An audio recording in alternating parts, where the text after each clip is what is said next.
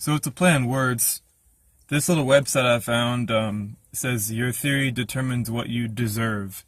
It's supposed to be your theory determines what you observe. And that's a very famous saying, I think, from Einstein or whatever. But basically it means your perception will skew your reality. And you always have to look out for what your perception is doing. It's not just your theory, it's your worldview that you already have, your own bias, your own feelings of knowledge, what you believe you already know, is going to skew what it is you observe. And I'll link this to the bottom. It's just a little card game kind of thing. It's interesting. That being said, I went to the NASA Exoplanet archive page, and being the nerd that I am, I was looking to see if they updated the light curves, the transit survey light curves on there. I'll link this to the bottom too so you can see it. But they updated it to 75,034,034 light curves. And the purpose for this talk is, well, they say that there are 3,717 confirmed planets on their site here, but that's inside of the theory that planets form from the remains of a star forming. They don't realize that a planet is an evolved star, and that the star is a young, hot, still undifferentiated, still really, really big exoplanet. So, in essence, what I'm saying here is that they have direct observation of at least 75 million plus exoplanets. And today is, what is today? April 17th, 2018. I have no idea when they're going to correct this. My goal is just to help people out who also see this. Here's the little diagram.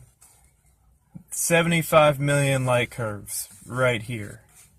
Now, if there are that many up here, can you imagine how many other objects are down here?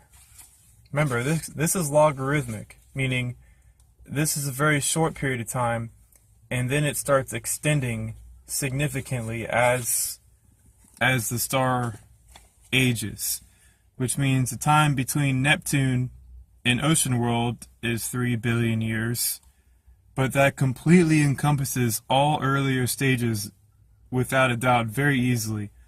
350 million years of time versus 3 billion years between just two stages of a star's evolutionary path when it's the most evolved, when it's getting to the most evolved stages.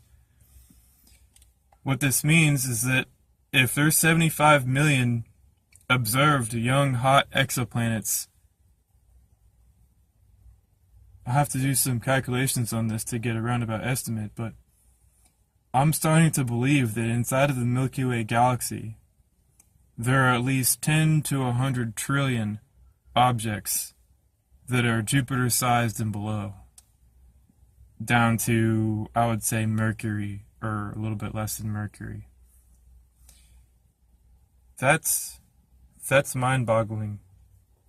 And it also makes me wonder, like, their dark matter searches.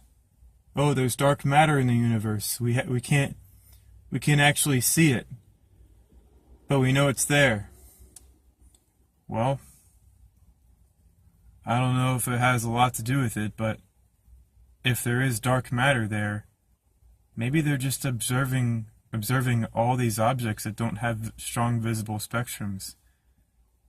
I think possibly what could be happening is that they're just looking at the gravitational interactions of trillions of objects, and that their estimate for how many objects that are in the galaxy has been significantly lower than what it actually is.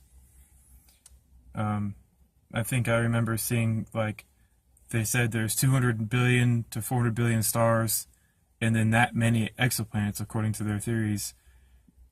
But I'm saying it's in the tens or even hundreds of trillions of objects in the galaxy.